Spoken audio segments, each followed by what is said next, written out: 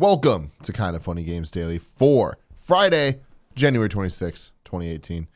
I'm Tim Geddes, joined by the world's #1 games journalist, Andy Cortez. What's up, guys? I'm here with all the scoops, man. You tell me what you need to know, and I got it for you. Man, I'm gonna need some insight today. Okay, well, here's the thing. Like, I've kind of been out of the loop for the past few days, so this show is probably just going to be you telling me stuff and me being like, oh, that sucks. Oh, that's cool. Yeah. So, like, we'll have to get the let's get ready every for news it. story. Let's get the that sucks or that's cool rating from #1 Yeah. games journalist Andy Cortez. I'm here for you. Man. This is Kind of Funny Games Daily each and every weekday right here on twitch.tv/kindoffunnygames. We get together and talk about all the video game news that you need to know about. You can watch it live on Twitch or you can watch the VOD at your leisure. A lot of people are getting mad at how I said leisure, and obviously I was being an asshole saying leisure. People don't actually say leisure. That's a dumb thing. Do you pleasure yourself? No. Yes. Kevin does.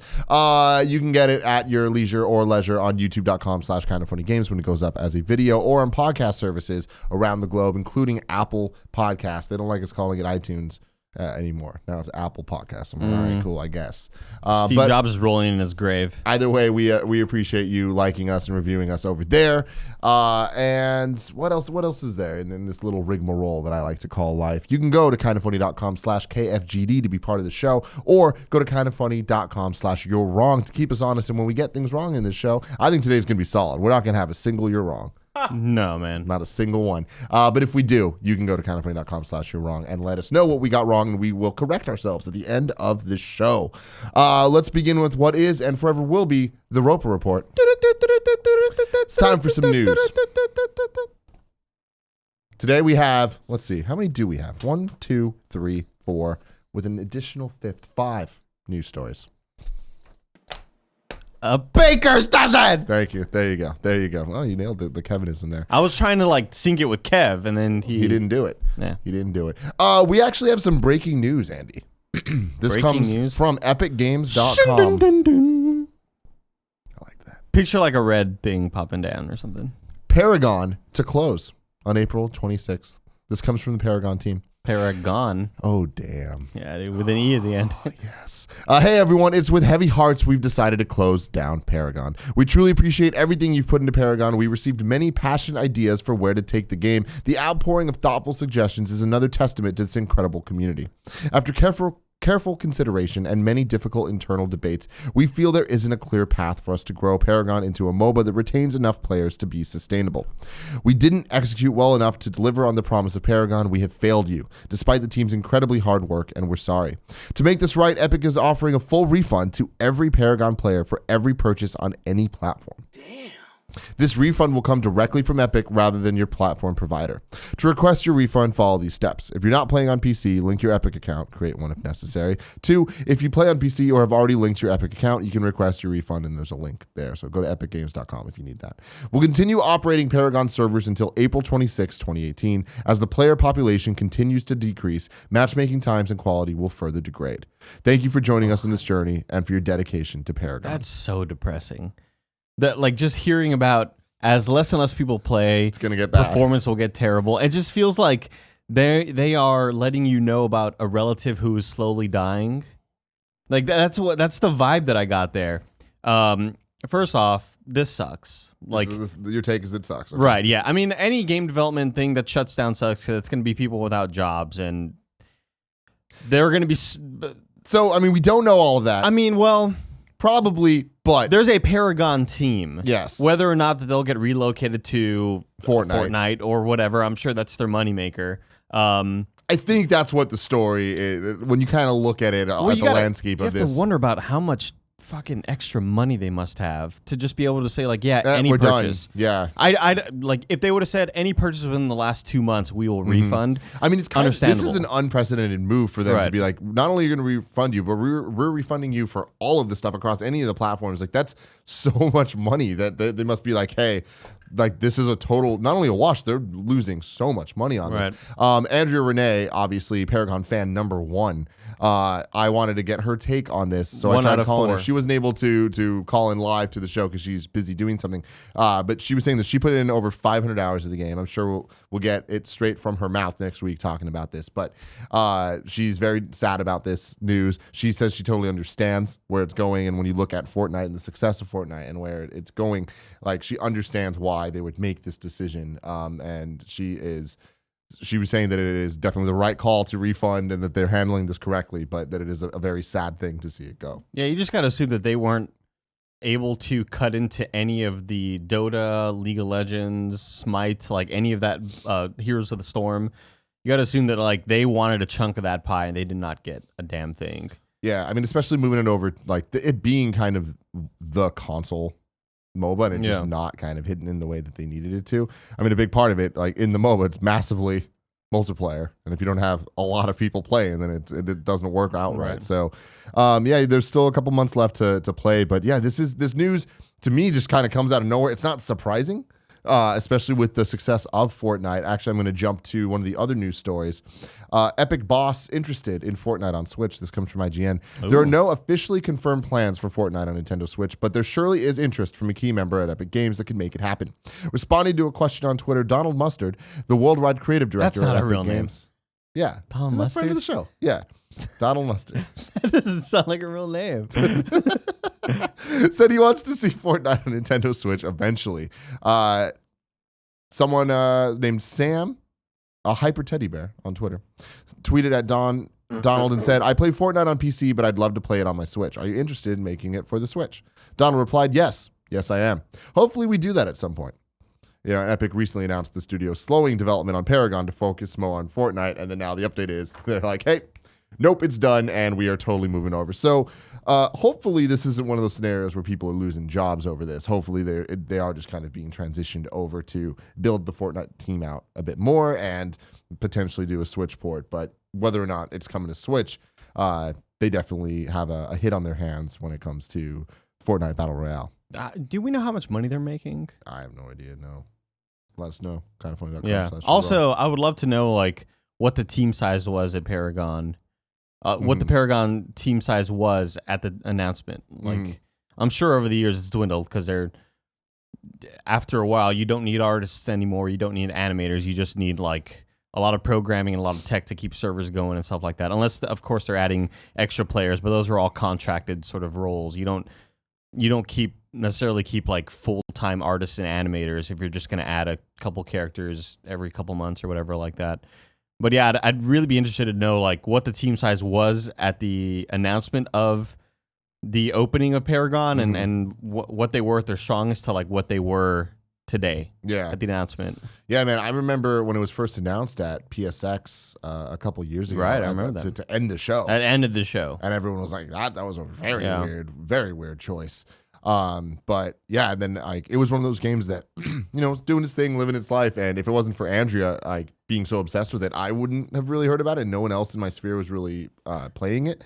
But yeah, I mean, anytime you see a game go down like this, like it is a sad thing, and for them to close the servers at the end of the day, like they're making the right call. And if it's not a good experience because not enough people are playing it, then it's them doing all the refunds and stuff. This is very pro-consumer, and them looking at where everything is, and the player base and money is in Fortnite. So it makes sense that they're gonna move over there. Good for them for doing it right by the fans. Yep. But still, God, every purchase, that's insane. Yeah. God. What's the money amount going to be there? Let us know, Donald Mustard. Yeah, Donald Mustard, hit us up. DM us all of your like private financial shit. There's like a nice little flow here with the news story. It's going from Paragon shutting down to Epic talking about Fortnite on Switch, and going from Switch to a story that comes also from IGN. Devs say games sell well or better on Switch than other platforms. According to the State of the Game Industry report put out by the Games Developer Conference, Switch's powerful console sales are helping software sales too. The majority of respondents to the question, have Switch game sales compared to the average across all platforms you've launched on? Hold on. That doesn't make sense.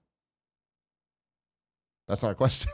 Have Switch game sales compared to the average across all the platforms you've launched on? whatever. Answered sales have been average or greater than average, with only 16% saying sales were less than average.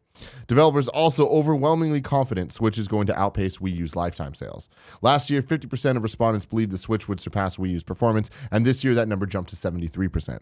Nintendo Switch has surpassed Wii U lifetime sales already in Japan, so it's almost a foregone conclusion at this point.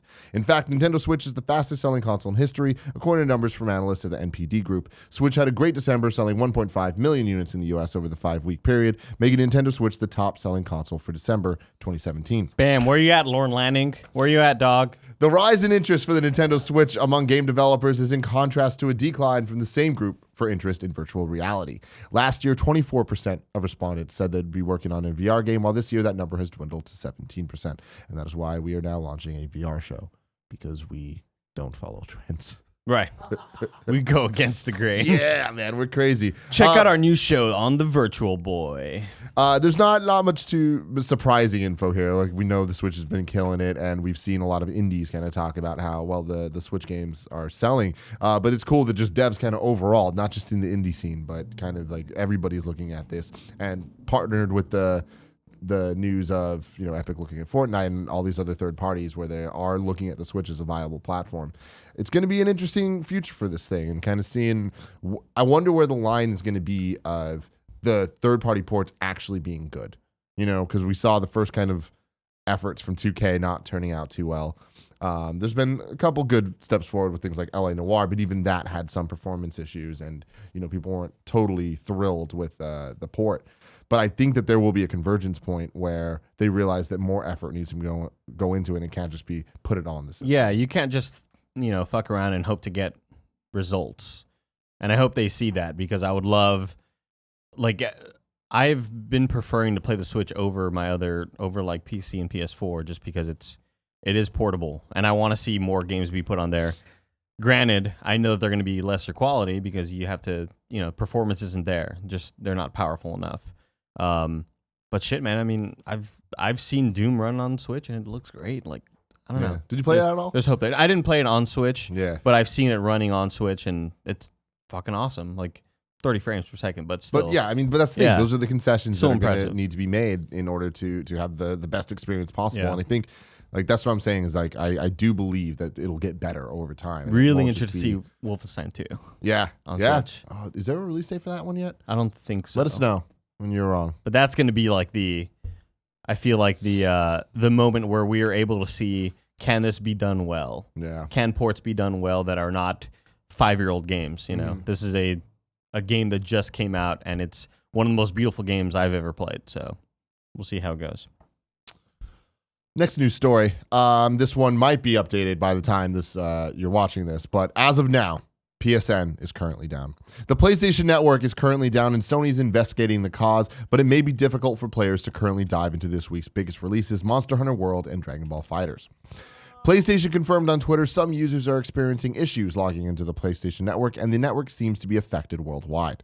The PlayStation Network service status website reveals most services are experiencing issues across PS3 and PS4. At the time of reporting, only PlayStation Vue is problem-free. You can go to status.playstation.com to see the coverage in your area and how it affects you. And hopefully this is fixed by the time the show is live. But I know the PSN's been having a lot of issues throughout the week. I've been seeing a lot of my friends tweeting about issues, even watching Netflix and things like that. So every time that I see that a network is down, I just like immediately put to fuck at the end. And that's my number one games journalist input hot take. right there. Yeah. No, PSN down to fuck. You know what I'm Down to saying? fuck. You know what I'm saying, Kev? Let's hope this isn't like the big PSN outage of 2011 when everything went to hell. I don't remember. It was horrible though. I don't know. I was playing on Xbox, dog. Yeah. Shit. I remember when that happened. Of course, Greg and Colin lost their minds on Beyond and had that crazy drunk episode. But there was also a video that myself and Ty Root made that was a timeline of the PSN outage. And it was so cool because we found this dope ass After Effects template that like oh hell yeah did the whole like it goes on the line and it will pop up and be like on this day this happened and it went down. We did the VO. It was fucking awesome. Fuck you yeah, can check dude. that out. It's on like you go to YouTube, type in IGN PSN timeline. Now, is this like an attack on the network, or is it just like down for maintenance? I think Do we know? I don't think we know. This is all we know. Is it it's people that down. hating on Monster Hunter? Ah. I can't wait to play that fucking game. Yeah, you stoked? Yeah. What are really you excited gonna play it on? PlayStation or Xbox? Oh God, I kind of want to do it on Xbox. I'd like to play with my lady friend. Mm-hmm. I'd like for us to play co-op. Because she has an old Xbox and she was given an Xbox One X. You know what I'm saying? I know what you're saying. But I'm gonna probably end up playing on PS4. Yeah. Thanks, Kev. Thanks for the support, man. Are you planning on playing Monster Hunter at all, Kev? He is. I am. He is playing it. Like, are you playing it now? Yeah. Did you not see my Instagram post? No. Hey, what are the thoughts? Well, so yesterday at 2 a.m. I decided, let's turn this on, and then I spent an hour and a half making me and Thomas. Your cat. Yeah. Yeah. Because you get a little cat sidekick. Uh-huh. what if I'm allergic to cats? Are there other sidekicks? No, it's just cats. Oh, I guess. So, I'm not playing no, I haven't played. I went to sleep You at just like were 4 character a.m. creator. and I was like, this is a mistake. God Right. damn it. I'll Were you pass. happy with the character creator? You know, I wish I could make him shorter and fatter, if I'm being honest. But that's just because I want. It looks really cool. I wanted to I mean, reflect me. You know what I mean? Every character that I've seen They look posted cool, so yeah. far looks awesome. I saw chose. Justin McElroy or Griffin McElroy, and like I think Grimecraft posted one too. Like it looks, and they look super different. It's not Destiny where there's like 3 hairstyles or whatever. What Yeah, about Dragon Ball FighterZ? You guys gonna get into that this weekend? I'm hoping to because I would love to do a party mode of it, Okay. and I kind of want to see what it's all about. Mm-hmm. But Monster Hunter is probably going to be the game that I dive into more. Yeah. My weekend plans include beating Shadow of the Colossus remake and Celeste. Oh yeah, Get in on that. I want to play that. Pretty I want excited to about it, I want man. to try that Looks one out pretty too. Damn good. Oh, here we go. Here we go, Kev. Can you pull it up just I to think show people for a did Joey second? find the link? No, I think they're talking about it. Yeah, and then it goes. Oh, I loved it. Oh dude, I look love at it, you, man. It's just crazy. It is basic. I Look at remember those it being a lot gradients, cool. In dog. the beginning, it was cool. Those gradients are Go so to the tight. beginning. Dude, no way, dude. Oh, look at Greg Miller, executive editor. What a badass.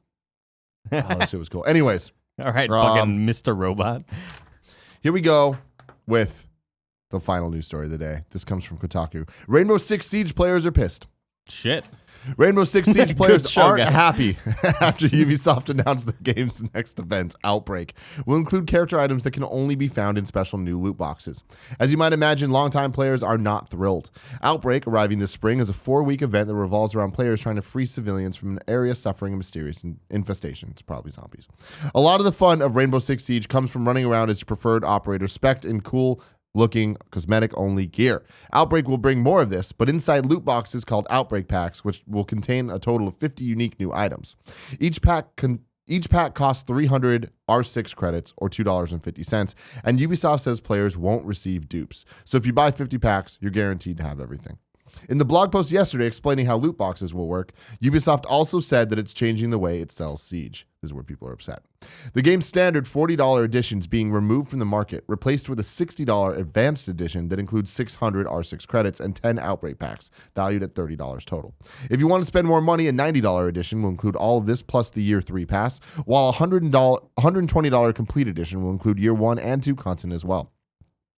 The pricing shift and the $10 savings that new players are getting on the Outbreak pack and in-game credits have the die-hard fans who've been playing Siege for the last 2 years feeling a little left out. Quote, I've bought every year pass. I've spent at least $150 on Siege points, and I've played over 400 hours, wrote Liquid7778 on the game's subreddit. I found out today that in your Outbreak event, you're releasing Outbreak packs that can only be obtained through spending real-world money on virtual currency. Not only that, but the people who are buying your newly $60 game are going to be receiving 10 more of those packs than someone like me, who's been there every step of the way, giving you money, supporting your game, letting everybody and their mother know that Siege is the game to play and you need to buy it now. That's terrible. I feel truly cheated as a customer and as a supporter of your game. That sentiment was widely shared enough to make the pricing changes and new Outbreak loot boxes the topic du jour throughout the game's community, with lots of other people chiming in to convey similar feelings. When Rainbow Six Siege first released, it was swamped with complaints about its grindy progression that could only be reduced through microtransaction payments in addition to what people had already paid for the full price game. Ubisoft was able to right the ship and slowly build up goodwill among the game's player base by reducing grind and continually adding new content that could be unlocked with season passes. Time will tell if this will require corrective action as well. I think the most egregious thing is raising the price of the base game to new players. Right. I understand where this good man Liquid is coming from. Liquid 7778, being one of the evangelists for the game and being the people, the whales as they call them, that are supporting this and talking about it and getting other people to play it. Like, it does suck that those players aren't getting the most out of the content, but that's also just how business works. Where I understand how they're trying to entice new players to come in. Sure. However, the game, now that it is a success, getting a higher price point, that is really not a good That's look. a terrible move. And I see Ubisoft stepping back on this. Yeah. Because this is the type of stuff. You can't fuck around with these loot boxes now. It's like we had such a fiasco in the last couple months with all the EA stuff and just even with Destiny and all that Ubisoft, they've been pretty good and been pretty transparent about talking to the consumers, to the public, and fixing problems as they arise. And especially with Siege, like, they turned that game around. When it first launched, there was a lot of issues, and now people love it. So I don't think that they're going to let this type of stuff stand where it's I agree. tarnish on their I feel reputation. like this story would have made sense a year ago with news coming out about loot boxes and people, being angry about them. I'd say even around the time the Destiny was released. But now this sort of shit, it's kind of inexcusable. You can't really do that. I get the business aspect of it. Like, it's, I've been DirecTV for fucking 5 years, and you're giving this new guy for all these free channels and upgrades and all that. It's like, it happens to everybody. Every business does it. It's shitty, but that's how it works. But it's still inexcusable to raise the base price of the game just to tack on extra shit to show new players, oh, check out these extra like fucking points that you can use to buy whatever, and then that sort of gets them, hooked on the crack or whatever. Mm-hmm. I disagree with it. I think it's really shitty. It's good that you can't get duplicates, because that's a shitty practice for sure. But it's also not cool that there's a price. I mean, that's telling you like, hey, to get everything, there's a set amount of money that you're gonna have to put forward to get all this like random bullshit that you don't actually need. But whatever, that's also, it's your money. This is a vote with your wallet type situation of, if you don't need the things, so don't get them and show them that you don't care. But I don't know. I think that they're going to go back on this. I feel like it sort of tarnishes the story of Siege, how Siege was like, this sort of golden child. This sort of golden child that story. started off had such a rough start, and then it slowly gained momentum, and more people started hopping on it. And then this happens. It's like, not good. Andy? Hi, Tim. We won't know if Ubisoft is going to go back on this for at least a couple weeks. Right. But if I wanted to know what games are coming to mom and grab shops, where would I go? The official list of upcoming software across each and every platform, as listed by the Kind of Funny Games Daily Show hosts each and every weekday.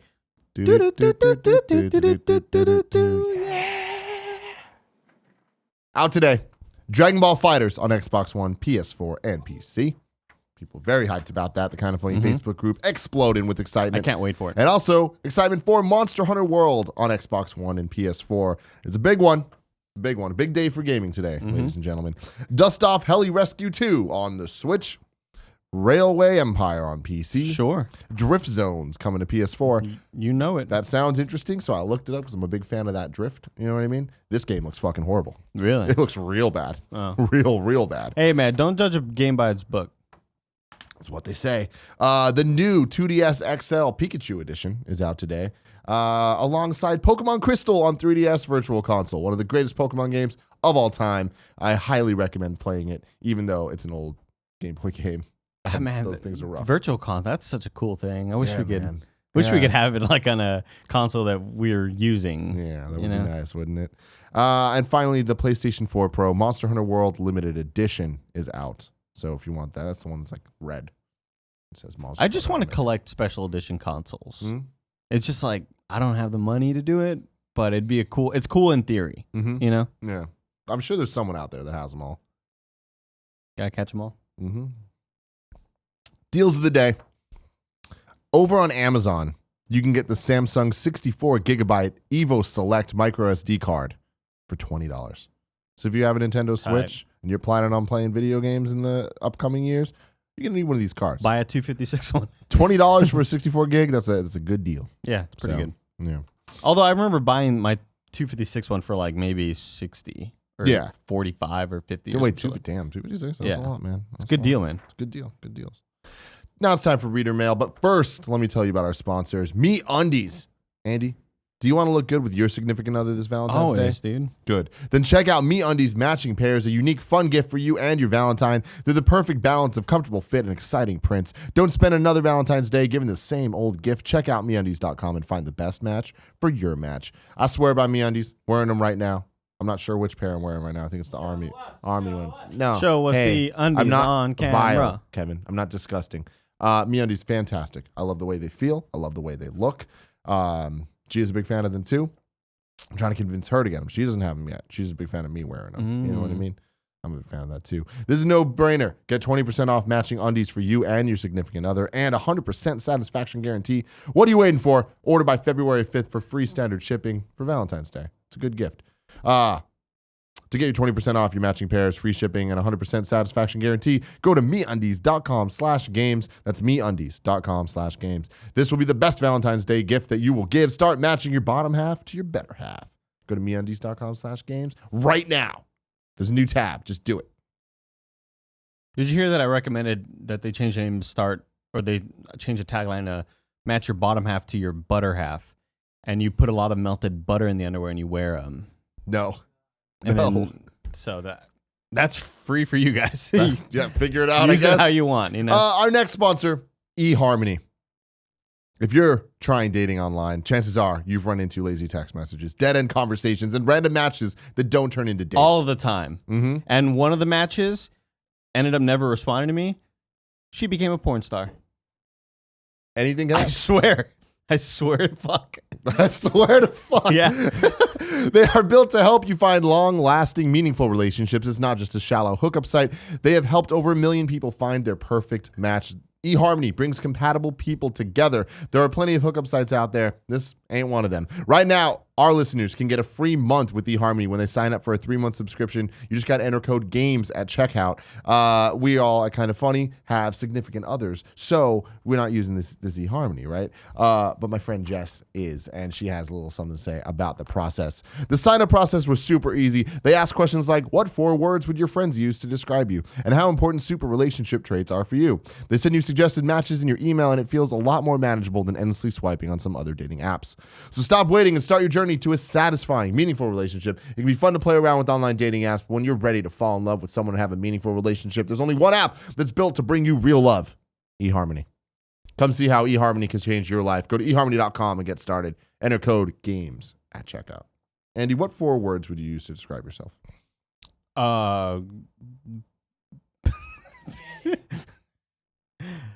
Cool, awesome, fun, and professional. I was gonna say big old fat dick. Oh my God, Andy. But that's the first thing that's the first thing my mind went to. Instead, you went with professional. Yeah. Okay, let's get to the reader mail. You crazy person, you. Ivan Dobani says, Hey, good Ivan. morning, Tim and Andy.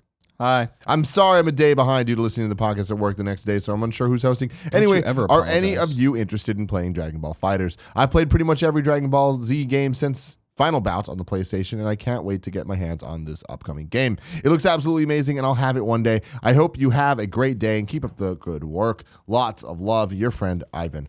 I'm very excited. I am excited. Kevin, do you understand what this game is, though? Do you understand?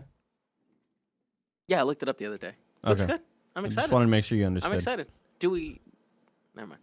Do you remember the Dragon Ball Z game on PlayStation 1? I don't think it's the one that he's talking about. It was like Dragon Ball GT or something. It was like one of the most expensive games.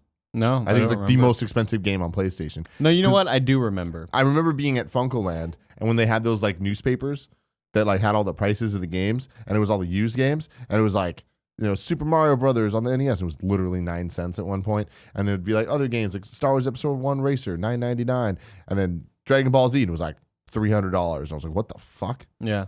I don't know, man. Anyway, Dragon Ball FighterZ, GT. $60. God, expensive. That's what the GT stood for. Did you find it? Interesting. You get a free gun when you buy a fucking I am excited to try Dragon Ball FighterZ, even though I'm not a Dragon Ball Z guy. It just looks too damn cool to pass up. You weren't a Dragon Ball Z guy? I didn't have Cartoon Network, so I was wow. fucked. Yeah. Shit, man. Yeah. I like recorded all that shit on VHS. Like I'd set the VHS to record, and I'd walk home from school, and I'd be like, I can't wait to see fucking Gohan talk for 30 minutes. Like this is gonna be tight. That's all the episodes 8 are. setups for every fight. Yeah. Which is fucking cool. What? I don't know what he said.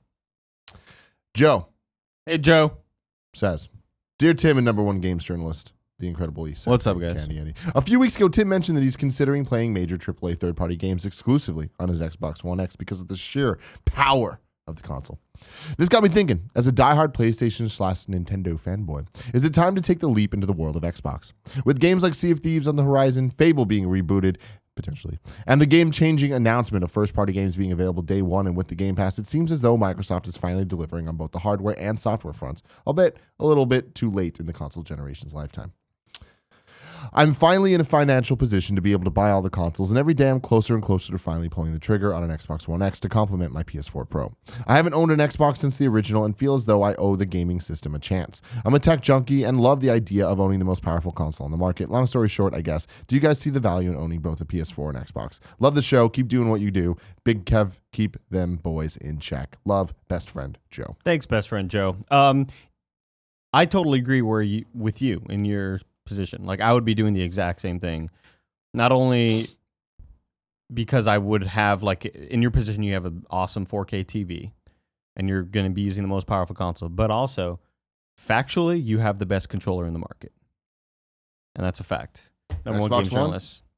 Really? I don't know, man. I'm okay with it. I love it, but I love the DualShock 4 infinitely more. No, I don't. I prefer the D-pad. I had that alone. I had to install Xbox sticks on my DualShock 4. Just hate the sticks. Oh, I hate the sticks crazy, so bad, crazy, dude. dog. No, like I said, I'm gonna try to play my third-party games on Xbox, and it's already I'm loving my. I'm in a very #blessed position where I have the Switch, PS4 Pro, and Xbox One X, and I love all three. And if you're in a position to have all three, why wouldn't you? Especially with the Game Pass, I do think this is a game changer, and it's not too much of an investment if you buy the console and then you have that. You'll get all the first party games, and then whenever you're buying the third party, you would have bought them anyway on PlayStation if you want to give them a shot on the Xbox One X, if it has features that entice you to do so. If there's games that you have a built-in ecosystem with your friends on PlayStation, stay over there. Like that, the beauty is when you have the options, you can do whatever the hell you want. Yeah, right? it just reminds me of, like, the position you're in now is where I was 3-4 years ago, where the PS4, well, maybe longer than that, where the PS3 was my PlayStation exclusive gaming console, where I only played Naughty Dog games essentially, and my 360 was my machine of choice. Yeah. And I was I was a day one Xbox One buyer. Spent $100 extra because it's like that's where my ecosystem was. That's where my friends were. All my friends from back home, like, they still have Xboxes, so that's why I bought the console essentially. And I just like the controller way more.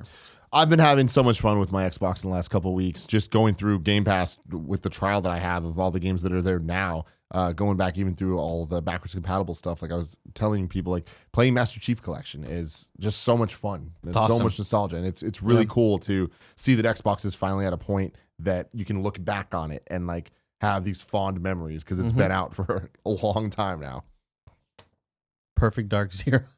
That's there too. Javier Bonet Ruiz says, hey, Tim and Andy, seeing as how you guys are doing your MCU and review show, which is awesome, what Marvel properties would you like to see into a video game? I think Tim mentioned a while back a Punisher game in the style of Hotline Miami. Sucker Punch could make a cool Thor game, seeing as how they made it. Excuse me. Infamous.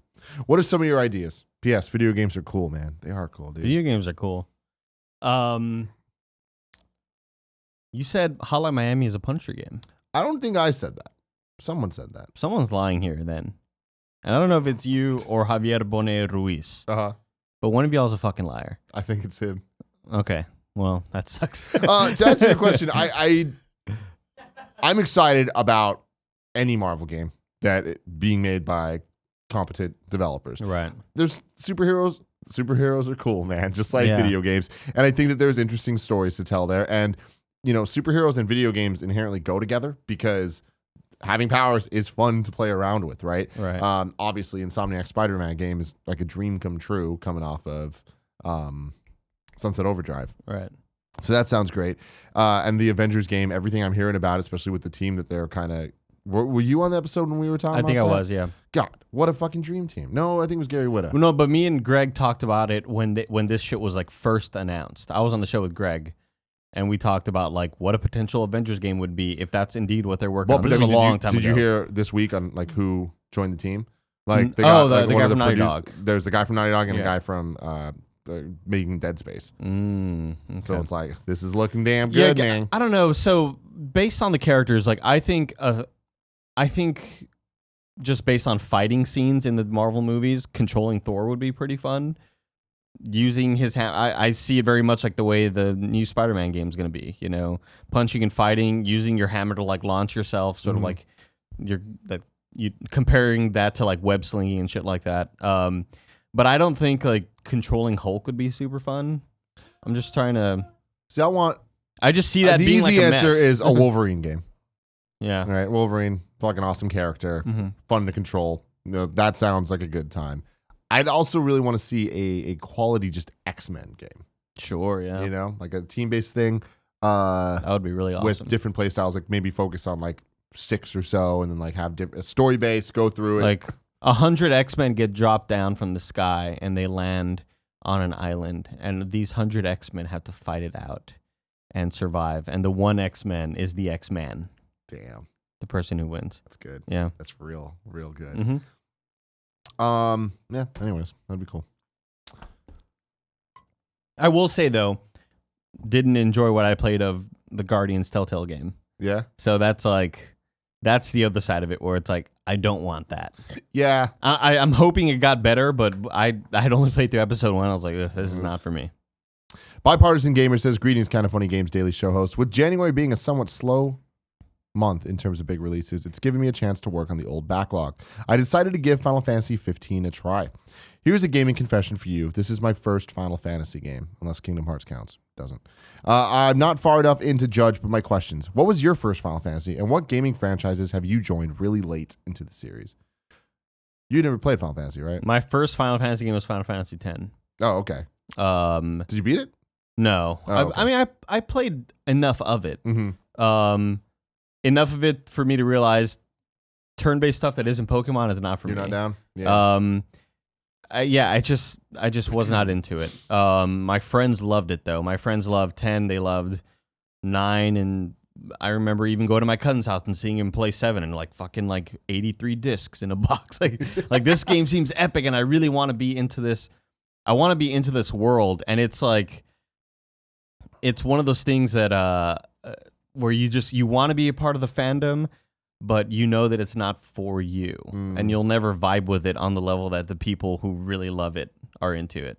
It just was never for me. Yeah, Final Fantasy X was also my first Final Fantasy, and I differ from you in that I kind of graduated from Pokemon to Final Fantasy, and I think that Final Fantasy X was the perfect entry point because of the battle system that it had, where a lot of the other Final Fantasy games, most of them have the active time battle where there's like, it's constantly moving. In Final Fantasy X, I forgot what they called it, but if you put the controller down, nothing would happen. And it was truly turn-based like Pokemon was. And I really liked that as kind of like the gateway drug to get me in. And then I went back and played many of the Final Fantasy games. And I love 10. 10 will always be one of my favorite games of all time. I'm trying to think of other games that I entered in late on. In late, I mean, yeah, I'm trying to think. Like, I was late on a lot of things, but I went back and played them all. Like Uncharted, I was really late on. I'd say maybe like Call of Duty, because I played like the Medal of Honor World War II games on PS1 and shit. But I guess I didn't really get into Call of Duty until 4, like Modern Warfare, when everybody started playing it. Yeah, that was like my first, and I didn't even play the story really. Like I just it was for multiplayer. So that's probably one that I got in fairly late on. Fire Emblem is another one for me, but that's also kind of cheating because most of them weren't out in America. So yeah, I don't know. Oh, Monster Hunter's gonna be one. Jumping right in. Yeah, that's cool. Totally. Let's see. Marcus Martin says, "Hey, Tim and Andy, this isn't much of a question, but I'd like to give a shout out to another podcast if that's cool." It is cool. AIAS, the Academy of Interactive Arts and Sciences, have recently started a new podcast series called the AIAS Game Maker's Notebook. The show consists of two developers having an in-depth conversation about what it's like making games, as well as the current state of the industry. The first couple episodes have been hosted by Insomniac Games' Ted Price and have featured guests such as Neil Druckmann, Robin Hunicke, and Brendan Green, player unknown. Whether you're someone who wants to maybe learn more about the development side of things or you would like in-depth conversations about games, I highly recommend giving the show a listen. Who knows, maybe one day they can get legendary game designers like Hideo Kojima or Andy Cortez on the show. You have to pay me a lot. Yeah, to we'll get me have on to the figure show. that out. Yeah. That's an all-star lineup of people there. So this sounds like a good time. Yeah, Should that's definitely- awesome. I love definitely check it out. I love in-depth, behind-the-scenes stories of game development. That's why I love what Danny O'Dar is doing with NoClip. That shit interests me so much. Yeah, so that's cool. I didn't know about that. I'll Definitely check it out. And on the another side, another shout out to a podcast. Nintendo officially launched a new podcast called Nintendo Power, the podcast, and it's 2 episodes in, and I love it. It's really cool hearing them talk about what they got going on their side, and it's Is it a current thing or is it like it's current. Okay. Current, yeah. I wasn't sure if it was David like Baker, like the guy that okay. does the Nindies and stuff. He's on it, and Kit Ellis, who is on the Nintendo marketing team. He comes here all the time. I would He love does to get business like stuff. an ESPN 30 for 30 on Nintendo. Oh like God, that sounds an in-depth, like in the history going back to what they were thinking back then, and like, yeah, I think that should be really interesting. Get out on Danny O'Dwyer. Figure it out. We got a couple follow-ups for yesterday's question we put out there about Nintendo's mobile games and if anyone is still playing them. Brandon says, "No question here, but I bought Super Mario Run twice at launch so my then 2-year-old daughter could play on my phone and her iPod Touch. Now, over a year and a few updates later, her and her younger brother play it on their iPads 2 or 3 times a week. I lost all interest in it, but they now know what Nintendo is, along with all the Mario characters." So that's cool. That's important. And I think that's another win in Nintendo's book. Sure. Where they're looking at it, and it's IP awareness. Get them young. Get them young. Hook them when they're still impressionable, 2 years old. And then KC says, "Yesterday, Tim asked us to write in if we were still playing Nintendo mobile games. My wife, my sister, and myself are still daily players of Pokemon Go. I'm not out walking miles a day trying to hatch eggs anymore, although once the weather is above freezing, I might. But whenever a new legendary comes out, we're all out first day to do as many raids as possible to get it. There's an active Pogo community in my small town, and we always run into the same people over and over at raids, and there are events for people to get together, hang out and walk around and hatch eggs, and catch whatever's out there. We personally still really enjoy it, even if it doesn't take up as much time each day as it used to." Pokemon Go is Pogo. I didn't know that. Yeah, Pogo. My mind immediately went to like a group of people with pogo sticks. Like there's a community that, hey, we play pogo sticks, but we also like to play this app game that we kind Andy of connect on. Cortez, you are a fucking special person, and I'm happy that we have you, #1 games journalist. Yeah. That's cool. I'm happy that people do still enjoy Pokemon Go. We have Andrew Goldfarb, who is the closest person we Hardcore. have to insane person addicted. But Phil Dunphy says, "Tim, Mr. Nintendo." Let The Tim Phil host. Dunphy? Yes, the Phil No Dunphy. way. This is technically my first time, long time, and I direct my question to you, good sir. It's more of a statement, but for the sake of format here is my question. Have you played Celeste yet? No? You brought it up yesterday, so why haven't you played yet? Play Celeste, that is all. No, but in all seriousness, I own a Switch, but like some folks, it's more of a Zelda machine. It's worth every penny for it. I'm not huge into platformers, but I checked out the reviews on Celeste, and boy, were they all right. What a perfect match on the Switch. This game is magical synergy in all categories. Please check it out. Would love to hear your thoughts. Keep up the great work. Kind of Funny has become a part of my daily routine, and it brings nothing but inspiration. #horse wrestling. P.S. Will we ever get a Jet Force Gemini remake and or sequel? I highly doubt it. That doesn't seem like something that would be worth Rare's time. You never know, dude. You never know, but we'll see Battletoads before we see Jet Force Gemini. Yeah, I can't wait to play Celeste this weekend. It's available on all consoles now as of today. Can you imagine a Battletoads game in the style of Ratchet and Clank with that sort of polish and beauty? It could. That's what I want. Do you want that? I want that. I don't know that I do. Because I've just grown past the fucking brawler beat 'em up games where it's like hard to tell where you're at. Like, is this gonna hit this person or not? You know, I don't know. I think that'd be fun. Cool. I don't know where Battletoads fits into 2018 and into a 2018 world. I'll tell you where Ready Player One. That's where it does. Yeah, it's in the movie. Yeah. Like, I'm gonna do one more. Let's do one more, Timothy. And then we'll get some hurry up now burritos. Oh, yeah, maybe Chevy's. We'll see. Let's go to Kbabz. Hi, Tim and Andy. With the release of Pokemon Crystal at long last, what are your Gen 2 memories? For me, it was when my dad got me a copy of Gold when coming back from holiday before it came out with an English release. Despite having a very poor translation, the fact that I had the next Pokemon game made me the coolest kid in school. And as someone who was never popular or paid attention to, it meant a lot to 10-year-old me. I have fond memories of attempting to trade with my classmates and getting pissed off at Silver's for Alligator and Whitney's Milk Tank. Goddamn Whitney's Milk Tank. You remember that shit? Third gym leader? Don't. Oh my God. The whole game. Fucking breeze up to that point. I don't know and why. Even after that point. I don't know why. I barely, I played plenty of Gold and beat Gold, but I don't know why I don't really have a whole lot of memories about it. Like, I have memories of where I was and what I was doing and, like, being in car rides and shit, but I don't really remember much about the actual gameplay. I don't know why. Well, Milk Tank had this move called Rollout, where it would just like it would go and it's kind of like rolling the dice where it could hit it like up to 5 times or whatever, sure, okay. and it would fuck you up. Fuck you up. It would just knock out your entire team. Just like, what the hell? Milk Tank. Funnily enough, I never actually made it that far. I was one of the ones who got stuck at the Sudowoodo bit and never got more than 3 badges, nor did I ever get to revisiting Kanto as Iwata intended. While Fire Red, in my opinion, is the best Pokemon game, Crystal is the one closest to my heart. Being able to play it again without fear of the battery dying is the greatest feeling. Thanks for reading and keep being smooth and cool. I will be smooth and cool. I will. I've talked about Pokemon Gen 2 to death, so I don't want to bore people. I told a story on the upcoming Gamescast that it will be available on Patreon this Friday and then on YouTube on Monday with Brian Altano, where I talked about how I played through Pokemon Gold in Japanese as a 8-year-old idiot and somehow beat it. But I love that game. It is definitely my favorite of the Pokemon games. There's a lot of people that are, oh, you're like, there's the G1ers. I'm definitely a G2er. Gen 2 was fantastic. I loved going back to Kanto.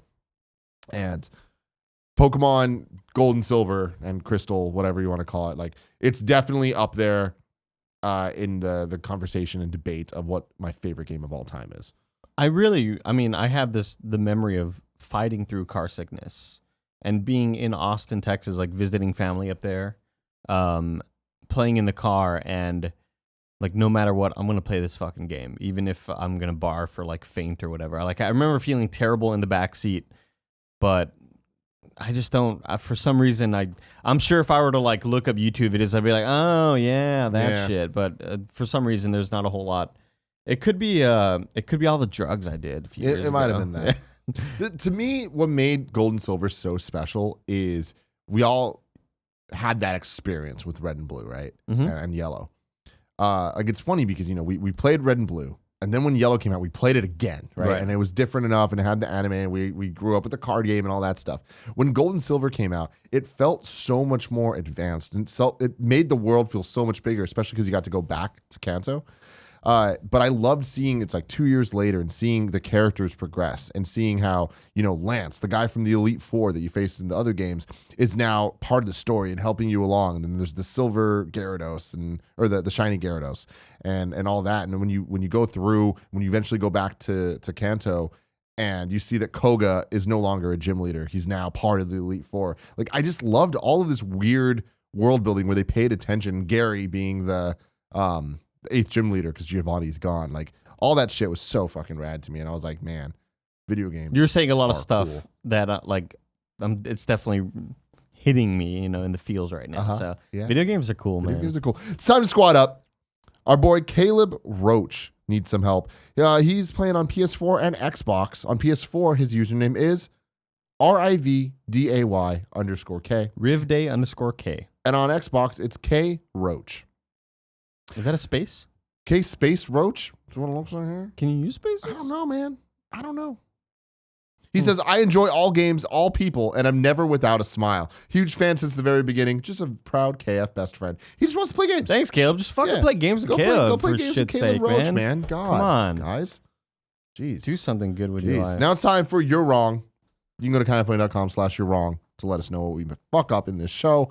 I had it open. But it's every comment's like everything's right that y'all said. That's everything crazy. says 100% accurate. Ignacio Rojas says the infamous PSN outage of 2011 lasted for 23 days. Lord Apone says all services are now up and running on PSN. Nick Eden, who's a Rainbowsix Siege player, says, "Hey Tim, I'm not mad." Cool. Thanks, Nikki. That's pretty good. Ignacio Rojas says the Dragon Ball GT game for PS1 is Final Bout. The only other PS1 Dragon Ball Z game that came out in the US is Ultimate Battle 22. Cool. Thanks, guys. I thought we did pretty good today, Andy. High five. I thought we did a phenomenal job, dude. Are you kidding me? Ladies and gentlemen, rejoice. Greg Miller will be back on Monday with me. I fucking miss him. I do too, man. Like, I do too. Mostly because I want to code for Monster Hunter, but like I still felt like, oh man, I miss, because I'm editing the new party mode. I was like, God, I miss this fucking goofball. This fucking goofball. Thanks for joining us, everybody. Goofball. Love you guys. See you next week. Thank you for being so kind. TGIF. Until next time, I love you.